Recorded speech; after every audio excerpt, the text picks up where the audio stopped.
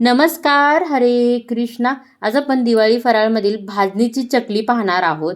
बऱ्याच जणांची चकली बिघडते, म्हणजे ती तेलात घालताच विरघळते किंवा पाळतानाच तिचे तुकडे पडतात किंवा अशी खूप तेलकट होते, खुसखुशीत बनत नाही, वरून अशी कडक होते किंवा केल्यानंतर छान अशी कुरकुरीत असते पण थंड झाल्यावर एकदम मऊ पडून जाते. तर अशी चकली का बिघडते, त्यामागची कारणे आणि त्यावरचे उपाय आणि सोबतच बरोबर 1 किलोची अचूक प्रमाणामध्ये आपण चकलीची भाजणी आणि त्याच भाजणीपासून 1 किलोची चकली कशी बनवायची ते आजच्या व्हिडिओमध्ये पाहणार आहोत. अगदी धान्य धुण्यापासून ते चकली स्टोअर कशी करायची त्याबाबतची सविस्तर माहिती व्हिडिओमध्ये मी सांगितली आहे, त्यामुळे व्हिडिओ नक्की पूर्ण पहा. सर्वात पहिल्यांदा आपण 1 किलो चकलीची भाजणी पाहूया. तर त्यासाठी इथे मी 250 ml चा एक कप आहे, त्या कपनी बरोबर 2 कप इथे मी तांदूळ घेतला आहे. 500 ग्रॅम भरला आहे, म्हणजे अर्धा किलो इथे तांदूळ घेतला आहे. तर तांदळाच्या बरोबर निम्मी आपल्याला इथे चणा डाळ घ्यायची आहे, म्हणजेच 1 कप चणा डाळ घ्यायची आहे. वजनी प्रमाण म्हणाल तर याचं 230 ग्रॅम जवळपास भरलेलं आहे. चणा डाळच्या निम्मे आपल्याला उडीद डाळ घ्यायची आहे, वजनी प्रमाण 125 ग्रॅम आहे. उडीद डाळच्या निम्मे मूग डाळ घ्यायची आहे, म्हणजे पाव कप मूग डाळचं 50 ग्रॅम वजन भरलेलं आहे. त्यानंतर इथे मी अर्धा कप इथे पोहे घेतले आहे. नॉर्मल आपण जे रोजच्या पोहे बनवायला वापरतो तेच पोहे इथे आहे. वजनी प्रमाण 50 ग्रॅम आणि पाव कप इथे मी साबुदाणा घेतला आहे, वजनी प्रमाण 50 ग्रॅम. 2-3 चमचे धने घ्यायचे आहेत, साधारणतः 12 ते 15 ग्रॅम. 1 ते 1.5 टेबलस्पून आपल्याला जिरे घ्यायचे आहेत, तेही साधारणतः 12 ते 15 ग्रॅम. आता तांदूळ कोणता निवडावा, तर तांदूळ घेताना तो नेहमी जाडा तांदूळ घ्यायचा आणि जुना तांदूळ घ्यायचा. जुना म्हणजे कितपत जुना, तर जवळपास 1.5 ते 2 वर्ष जुना असलेलाच तांदूळ घ्यायचा. त्यापेक्षा जास्त जुना तांदूळ घ्यायचा नाही, कारण जास्त जुना तांदूळ घेतला तरी चकली बिघडण्याची शक्यता असते. शक्यतो काय करायचं, तांदूळ घेतला का त्याचा थोडासा भात करून पाहिजे. तो भात छान असा सुका फडफडीत होतोय, म्हणजे तो तांदूळ आपल्या चकलीसाठी एकदम योग्य आहे. आता या तांदूळला स्वच्छ असं धुवून घ्यायचं. त्यानंतर त्याला 10 ते 15 मिनिटासाठी निथळत ठेवायचं, म्हणजे एक्स्ट्राचं त्यातलं पाणी पूर्ण निघून जाईल. आणि नंतर एका सुती फडक्यावरती अगदी पातळ असा थर लावून हे तांदूळ आपल्याला सुकवून घ्यायचे आहेत. इथे तांदूळ सुकवण्यासाठी हा उन्हात ठेवायची गरज नाही, अगदी पंख्याखाली सुद्धा 1 ते 2 तासामध्ये छानपैकी तांदूळ हा सुकून तयार होतो. आता एक एक डाळी आपण छान अशा धुवून निथळून सुकवून घेणार आहोत. बरेच जण या डाळी धुत नाहीत, तर फक्त ओल्या फडक्याने पुसून घेतात, पण असं धुवून घेतल्यामुळे पदार्थ हा आरळ व्हायला मदत होते. इथे डाळी धुताना ज्यावेळेला आपण उडीद डाळ धुतो ती अगदी अशी छान अशी चोळून चोळून धुवायची, म्हणजे त्यावरचं जे पांढरट पाणी असतं ते पूर्ण असं क्लिअर येईपर्यंत चांगली चोळून घ्यायची. असं केल्यामुळे आपल्या चकलीला रंग फार सुरेख येतो. डाळी या अशा धुवून घेतल्यामुळे आणखी एक फायदा असतो की या डाळींवरती समजा काही पेस्टिसाइड्स किंवा केमिकल्स किंवा कुठली पावडर मारली असेल तर ती पूर्णपणे निघून जाते. तर या ठिकाणी आता हे सर्व धान्य चांगलं धुवून सुकवून घेतलं आहे. छानपैकी हे फुललं सुद्धा आहे, बघू शकता तुम्ही. डाळी छान अशा फुलल्या आहेत. अशा फुलल्यामुळे आपली भाजणी छान अशी हलकी व्हायला मदत होते आणि फुलून सुद्धा येते. पुन्हा एकदा मी तुम्हाला इथे एक प्रमाण परत सांगते. इथे आपण 2 कप तांदूळ घेतला आहे, बरोबर त्याच्या निम्मे आपण इथे चणा डाळ घेतले. चणा डाळच्या निम्मे उडीद डाळ आणि उडीद डाळच्या निम्मे इथे मूग डाळ आहे. अगदी साधं सोपं लक्षात राहण्यासारखं असं प्रमाण आहे. त्यानंतर अर्धा कप इथे पोहे घेतले आहेत. पोहे यापेक्षा जास्त घ्यायचे नाही, नाहीतर चकली खूप जास्त तेल ओढते, तेल पिते. त्यानंतर पाव कप फक्त साबुदाणा घ्यायचा आहे. हा साबुदाणा सुद्धा यापेक्षा जास्त घ्यायचा नाही, तर चकली कडक होते. 2 चमचे धने आणि 1 चमचा इथे जिरे घेतले. आता एक एक करून आपण धान्य भाजायला घेऊया. तर सर्वात पहिल्यांदा इथे मी तांदूळ भाजायला घेते. तर लक्षात ठेवा, आपल्याला ही भाजणी करताना हे खमंग भाजायचं आहे, पण एकदम जास्त सुद्धा भाजायचं नाहीये, कारण भाजणी ही थोडीशी कच्ची असेल ना तरच चकली खूप छान होते. ही भाजणी भाजताना अगदी मंद गॅसवरतीच भाजायचं आहे. साधारणतः 4 ते 5 मिनिटामध्ये आपला तांदूळ मस्त असा भाजून होतो. इथे बघू शकता तांदूळ मस्त असा फुलला आहे, हलकासा त्याला रंग सुद्धा आलेला आहे. आता त्यातला एखादा दाणा हातामध्ये असा तोडून पाहिजे, त्याचा पटकन असे 2 तुकडे होत आहे, म्हणजे तांदूळ आपला परफेक्ट असा भाजला गेला आहे. तुम्ही खाऊन सुद्धा बघू शकता, थोडासा तो क्रंची लागतो. आता याला आपण एका ताटात काढून घ्यायचं. त्यानंतर आपण इथे आता चणा डाळ भाजायला घेऊया. चणा डाळ भाजायला थोडा जास्त वेळ लागतो. इथे या कच्च्या चणा डाळीऐवजी तुम्ही डायरेक्ट भाजकी चणा डाळ सुद्धा इथे वापरू शकता, म्हणजे जी फुटाण्याची डाळ असते ती 1 कप इथे घेऊ शकता, मग आपल्याला ही भाजायची गरज नाहीये. तर या ठिकाणी बघू शकता आपल्या चणा डाळला सुद्धा आहे बघा, हलकासा त्याला खमंगपणा आलेला आहे आणि थोडेसे डाग पण आलेले आहे. या स्टेजला आली की चणा डाळ आपण काढून घेऊया. आता या सर्व डाळी भाजल्या की आपण ह्याला एका सेपरेट ताटामध्ये काढून ठेवायचं आहे. यानंतर आता आपण इथे उडीद डाळ आणि मूग डाळ भाजून घेणार आहोत. या दोन्ही डाळी भाजायला सारखाच टाईम लागतो, म्हणून मी या एकत्र करूनच इथे भाजून घेते. या ठिकाणी आता दोन्ही डाळी मस्त अशा खमंग भाजल्या गेल्यात. तर याला आता मी एका सेपरेट ताटामध्ये काढून घेते आणि कढईमध्ये आपण पोहे भाजायला घेऊया. पोहे भाजताना अगदी 1-2 मिनिट पुरे होतं. मस्त असे छान असे क्रंची झाले. हाताने असे तोडून पाहिले की समजायचं की आपले पोहे व्यवस्थित भाजलेले. याला आता आपण काढून घेऊया. त्यानंतर साबुदाणे भाजायला घ्यायचे. तर साबुदाणे भाजायला साधारणतः 4 ते 5 मिनिट लागतात. तो असा छान असा फुलून आला की समजायचं की साबुदाणा भाजला गेला. याला आता आपण काढून घेऊया. त्यानंतर धने भाजायला घेते. धनेही 1-2 मिनिटात छान खमंग भाजले जातात. यालाही आपण ताटामध्ये काढून घेऊया. आता गॅस बंद करायचा. कढई बऱ्यापैकी गरम आहे. गरम कढईमध्ये जिरे घालायचे आणि 1-2 मिनिटासाठी फक्त परतून घ्यायचे. जिरेही भाजून झाले, ताटामध्ये काढून घेऊया. या ठिकाणी आता सर्व धान्य मी असं सेपरेट ताटामध्ये काढून घेतलंय. याचं एकच कारण आहे की आपण हे भाजलेले धान्य आहे ते एकदा पुन्हा चेक करायचं की परफेक्ट भाजले गेलंय की नाही. ते थंड झालं की एक दाणा याचा खाऊन पाहिजे. मस्त असा क्रंची लागला की समजायचं व्यवस्थित भाजलं गेलं. समजा एखादा नाही लागला तर पुन्हा आपण त्याला भाजून घेऊ शकतो, म्हणून असं सेपरेट ठेवायचं. धान्य परफेक्ट असं भाजलं गेलं याची खात्री पटली की हे आपण सर्व एकत्र करून घ्यायचं आणि घरघंटीवरनं किंवा गिरणीवरनं अगदी बारीक असं दळून आणायचं. या ठिकाणी बरोबर आपली 1 किलोची चकली भाजणी झाली आहे. याला घरघंटीवरनं 0 नंबरच्या जाळीतनं मी अगदी बारीक असं दळून आणलंय. जरी बारीक दळून आणलं तरी पुन्हा एकदा या मैदा जाळ्याच्या चाळणीने याला चाळून घ्यायचं, म्हणजे पीठ थोडंसं हलकं होतं. आता या पूर्ण 1 किलोच्या मी तुम्हाला इथे आज चकल्या बनवून दाखवणार आहे. आता चकली करताना प्रमाण हे अचूक असणं फार महत्त्वाचं आहे, म्हणजे चकली अजिबात बिघडत नाही. म्हणून पीठही तुम्हाला माहिती आहे 1 किलोचं आहे, तरी एकदा ते कपनी किंवा वाटीने व्यवस्थित मोजून घ्यायचं.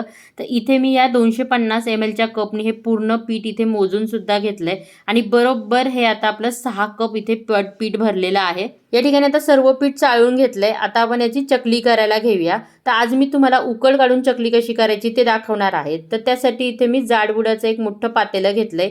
यामध्ये आपण ज्या कपनी पीठ मोजून घेतलं त्याच कपनी 6 कप पीठ होतं, तर बरोबर मी इथे 6 कप इथे पाणी घेतलं आहे. आता या पाण्याला चांगली उकळी आली की यातलं अर्धा ते पाऊण कप पाणी आपण बाजूला काढून ठेवायचं. हे बाजूला का काढायचं हे मी तुम्हाला पुढे सांगणारच आहे. आता यामध्ये बाकीचे मसाले घालून घेऊ. तर साधारणतः 2 ते 3 चमचे आपल्याला इथे लाल तिखट घालायचं आहे. रंगाचं लाल तिखट वापरायचं नाही, नाहीतर तळणीमध्ये मग ते उतरतं. त्यानंतर चिमूटभर इथे हिंग घालायचा. 4 मोठे चमचे म्हणजे 4 टेबलस्पून इथे पांढरे तीळ घातले आहेत. त्यानंतर चवीपुरते मीठ घालून घ्यायचे. आता यामध्ये सर्वात महत्त्वाचं म्हणजे आपल्याला इथे तेल घालायचं आहे. तर 1 किलो चकली भाजणीसाठी मी बरोबर इथे 2.5 टेबलस्पून तेल घालते, म्हणजे 40 ml तेल वापरत आहे. चकली बिघडण्याचं सर्वात महत्त्वाचं कारण असतं हे तेलाचं मोहन. कधी कमी होतं किंवा जास्त होतं. कमी झालं तर चकली खुसखुशीत बनत नाही, जास्त झालं तर चकली ही तेलात विरघळते किंवा खूप तेल पिते. इथे एक गोष्ट लक्षात घ्या, आपण भाजणीची चकली करतोय, सर्व धान्य आपण व्यवस्थित भाजून घेतलंय, त्यामुळे पीठ हलकं झालेलं आहे. परत आपण याला उकडही काढतोय, त्यामुळे पीठ आणखी हलकं होणार आहे. आणि त्याबरोबर जर आपण यामध्ये आणखी जास्त समजा तेलाचं मोहन घातलं तर हे पीठ खूप जास्त हलकं होतं आणि मग अशा वेळेला या चकल्या तेलामध्ये विरघळतात किंवा खूप अशा तेल पितात आणि तेलकट होतात. समजा तुम्ही नवशिके असाल किंवा भाजणीच्या पिठाला तुम्हाला अंदाज येत नसेल तर अशा वेळेला पहिल्यांदा 2 वाट्या पिठाच्या चकल्या करून पाहिजे, म्हणजे तुम्हाला त्या चकले पिठासाठी किती पाणी किंवा किती मोहन लागेल याचा अंदाज येऊन जातो. तर मी व्यवस्थित इथे मिक्स करून घेतले. आता गॅस बंद करायचा. चकली बिघडण्याचं आणखी एक कारण म्हणजे बरेच जण इथे गॅस चालू ठेवतात आणि यामध्ये पीठ घालतात. असं केल्यामुळे पीठ फार असं पटकन सैल होऊन जातं आणि त्यामुळे नंतर मग चकली ही खूप अशी तेलकट होते. त्यामुळे सर्वात महत्त्वाची गोष्ट आहे म्हणजे गॅस बंद करूनच नंतर यामध्ये सर्व पीठ घालून घ्यायचं. आता याला व्यवस्थित इथे मिक्स करून घ्यायचं. बऱ्याच जणांचा असा समज असतो उकड काढून चकली केली तर ती खूप अशी तेलकट होते, पण असं होत नाही. थोडंसं आपण बिना उकडीची चकली करतो त्यापेक्षा थोडंसं तेल इथे जास्त लागतं, पण ही चकली अशी उकड काढून केली तर ती छान खुसखुशीत होते. आणि इथे मी एक नक्की सुचवेल, जर तुम्ही नवशिके असाल तर अशी उकड काढूनच चकली करा, कारण ती फारशी फसत नाही. तर या ठिकाणी आता ही व्यवस्थित मिक्स झालं आहे, तुम्ही बघू शकता उकड एकदम परफेक्ट अशी झाली आहे. इथे चकली बिघडण्याचं आणखी एक कारण म्हणजे हे पाण्याचं प्रमाण. बरेच जण 1 कप पिठासाठी 1 कप पाणी असंच घेतात, पण कधी कधी तांदूळ किंवा डाळी यावरती किंवा पिठावरती डिपेंड असतं. कधी पाणी जास्त लागू शकतं, कधी कमी लागू शकतं. त्यामुळे आधी पाणी उकळताना थोडं पाणी बाजूला काढून ठेवायचं. जर उकड खूपच कोरडी वाटली तर बाजूला उरलेलं जे पाणी आहे ते त्यामध्ये आपण शिंपडू शकतो. पण आधीच जर खूप जास्त पाणी झालं तर उकड एकदम सैल होऊन जाईल आणि त्यामुळे नंतर आपली चकली बिघडू शकते. तर मला जे एक्स्ट्रा मी बाजूला पाणी काढून ठेवलं त्या पाण्याची अजिबात इथे गरज भासली नाही. आता यावरती झाकण ठेवायचं आहे आणि 20 ते 25 मिनिटासाठी चांगलं असं मुरून द्यायचं आहे. या ठिकाणी बरोबर आता 25 मिनिटं झालेली आहे आणि पीठ हलकंसं इथे कोमट आहे. या स्टेजला लगेचच आता आपल्याला हे मळून घ्यायचं आहे. तर मी आता थोडंसं पीठ आता एका या परातीमध्ये काढून घेते. पीठ थोडं कोमट आहे त्याच वेळा मळून घ्यायचं आहे आणि ह्या पिठाच्या गुठळ्या मोडण्यासाठी इथे मी एका तांब्याच्या मदतीने अशा पद्धतीने याच्या गुठळ्या सर्व मोडून घेते. म्हणजे छान असं एकसंध पीठ आपलं तयार होईल आणि याला व्यवस्थित इथे मळून घेते. चकलीचं पीठ मळताना ते थोडंसं घट्टच मळायचं असतं, त्यामुळे अगदी थोडं थोडं पाणी हाताला लावून हे पीठ चांगलं असं रगडून मळून घ्यायचं. चकली बिघडण्याचं आणि एक कारण म्हणजे पीठ घट्ट मळायला सांगितलं तर बरेच जण खूपच जास्त घट्ट मळतात. म्हणजे त्या पिठाला एकदम जास्त अशा भेगा आणि चिरा दिसतात, इतपत असे घट्ट मळतात. असं जर पीठ मळलं तर हमखास ज्या वेळेला तुम्ही सोऱ्यातून चकली बाहेर पडणार त्यावेळेला तिची तार धरत नाही, एकदम पटकन ती अशी तुटते, तिचे तुकडे पडतात. जर असं होत असेल तर थोडं कोमट पाणी करून हाताला लावून घ्यायचं आणि पुन्हा एकदा हे पीठ चांगलं असं मळून घ्यायचं. नंतर चकल्या पाडायच्या, अजिबात त्या तुटत नाही. आता चकली बिघडण्याचं आणि एक कारण बरेच जण पीठ फारच सैल करतात. खूप जर सैल पीठ मळलं तर चकली ही खूप तेल पिते आणि खूप तेलकट होते. तर पीठ हे बघा अशा अंदाजात, इथे बघा पीठ घट्ट आहे आणि मी त्यामध्ये बोट रोवलं तर अजिबात कुठेही जास्त भेगा आणि चिरा गेलेला नाहीये. अशाच पद्धतीतलं पीठ मळायचं आहे आपल्याला. समजा तुमचं पीठ खूपच सैल झालं तर अशा वेळेला त्यामध्ये आणखी जास्त भाजणीचं पीठ घालून पीठ मळून घ्या. किंवा जर भाजणीचं पीठ अवेलेबल नसेल तर तुम्ही सरळ तांदळाचं थोडं पीठ त्यामध्ये घातलं तरी चालू शकतं. तर या ठिकाणी आता मी पूर्ण 1 किलोचं पीठ व्यवस्थित असं इथे मळून घेतलं आहे. याला आता झाकून साधारणतः 10 ते 15 मिनिटासाठी बाजूला ठेवून देऊया. 15 मिनिटानंतर लगेचच आपण याच्या चकल्या करायला घेऊया. तर जेवढं पीठ होतं त्यातलं मी थोडंसं पीठ इथे बाजूला काढून घेतलंय. आता चकली करण्यापूर्वी पुन्हा एकदा पीठ चांगलं मळून घ्यायचं. चकली काटेरी होण्यासाठी चकतीची जी खरखरीत बाजू असते ती बाहेरच्या बाजूला येईल अशा पद्धतीमध्ये सोऱ्यामध्ये ॲडजस्ट करायची. त्यानंतर सोऱ्याला आतून चांगलं तेल लावून घ्यायचं. त्यानंतर पिठाचा व्यवस्थित असा रोल करून घ्यायचा आणि अगदी गच्च असं सोऱ्यामध्ये या पीठ भरून घ्यायचं. आता चकल्या पाडून घेऊया. तर चकली पाडताना सोऱ्या आणि ताटातलं अंतर अगदी बेताचं असावं आणि पहिला जो चकलीचा वेढा घेतो तो अगदी छोटासा गोल असा व्यवस्थित करून घ्यायचा, म्हणजे चकलीला छान असा गोलाकार आकार देता येतो. त्यानंतर चकलीचं नेहमी पहिलं आणि शेवटचं टोक असं हलकंसं दाबून घ्यायचं, म्हणजे चकली अजिबात सुटत नाही. शक्यतो एकसारख्या 3.5 ते 4 वेळाच्या अशा चकल्या बनवायच्या, म्हणजे त्या दिसायलाही सुंदर दिसतात. पुन्हा एकदा सांगते, समजा तुमची इथे चकली पाडताना ती तुटत असेल तर पीठ पुन्हा बाहेर घ्यायचं, थोडंसं कोमट पाणी हाताला लावून घ्यायचं आणि पीठ व्यवस्थित पुन्हा मळून मग सर्व चकल्या करायच्या. तर या ठिकाणी आता काही चकल्या माझ्या करून झाल्यात. आता आपण लगेचच त्यात तळायला घेऊया.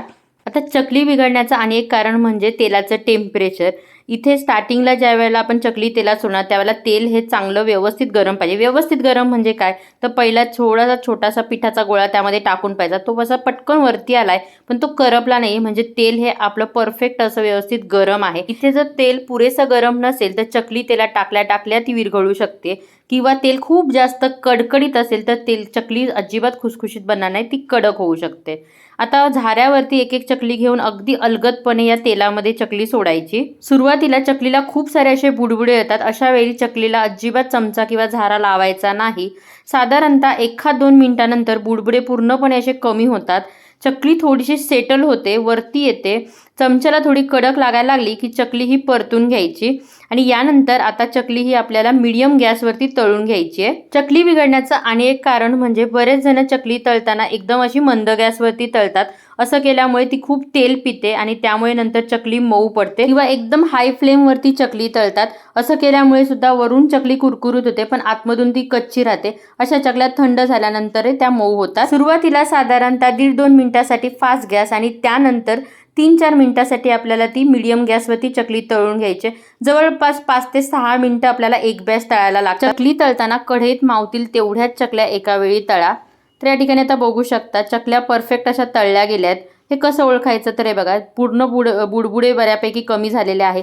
चकली थोडी अशी तळाला बसायला लागली. असं झालं की समजायचं की आपली चकली परफेक्ट अशी तळली गेली आहे. आता हलकासा आहे ना सोनेरी रंगसुद्धा आलेला आहे. यापेक्षा जास्त चकली तळायची नाही. थोडीशी ती तेलामुळे गरमच असते, त्यामुळे नंतर चकली तेलातनं बाहेर काढल्यानंतरही थोडीशी ती डार्क होते. तळलेल्या या चकल्या एखाद्या टिश्यू पेपरवरती किंवा चाळणीत काढून घ्यायच्या, म्हणजे एक्स्ट्राचं पूर्ण तेल यातलं निघून जाईल. आता ज्यावेळेला आपण दुसरी बॅच तळू त्यावेळेला पुन्हा एकदा तेलाचं टेम्परेचर चेक करायचं, नंतरच तळायचे, म्हणजे आपली चकली अजिबात बिघडत नाही. आता नवशिक्यांसाठी एकदम खास टिप, चकली तळून झाल्यानंतर त्या अशा टिश्यू पेपरवरती उभ्या करून ठेवायच्या, म्हणजे त्यातलं एक्स्ट्राचं तेल असतं ते पूर्ण असं खाली उतरतं आणि टिश्यू ते मग शोषून घेतं. आणि अशा बॅचमध्येच या चकल्या ठेवायच्या. अशा बॅचमध्ये ठेवल्यामुळे समजा एखाद्या बॅचची चकली थोडी मऊ झाली असेल किंवा तळली परफेक्ट गेली नसेल तर ती आपण पुन्हा थोडी तव्यावरती अशी शेकून घेऊ शकतो. तर या ठिकाणी आता सर्व चकल्या बनवून झाल्या आहेत आणि साधारणतः 1 किलोमध्ये 50 ते 60 चकल्या तयार होतात. या पूर्णपणे आता गार झाल्यानंतर एका हवाबंद डब्यामध्ये ठेवायच्या आहेत. तर तळाला पहिल्यांदा एक टिश्यू पेपर टाकायचा, त्यानंतर यामध्ये चकलीचे असे उभे थर लावून घ्यायचे. त्यानंतर दुसरा थर लावताना पुन्हा एकदा येथे एक टिश्यू पेपर टाकून ठेवायचा, म्हणजे जे वरच्या चकलीत समजा काही जास्त तेल खेचलं असेल तर ते खालच्या चकलीमध्ये अजिबात उतरत नाही. जर तुम्ही स्टीलचा डबा वापरत असाल तर असं वरती एक टिश्यू पेपर टाकायचा, नंतर झाकण लावायचं, म्हणजे अगदी गच्च असं हे डबाचं झाकण लागतं, त्यामुळे चकल्या आतमध्ये अजिबात मऊ पडत नाही. तर तुम्ही या व्हिडिओतल्या टिप्स फॉलो करून मस्त अशी भाजणीची खुसखुशीत चकली नक्की बनवून पहा आणि तुमच्या प्रतिक्रिया मला कमेंटमध्ये सुद्धा जरूर कळवा. पुन्हा भेटू नवीन व्हिडिओ नवीन रेसिपी सोबत. तोपर्यंत स्वस्त राहा, सात्विक खा. धन्यवाद. हरे कृष्णा.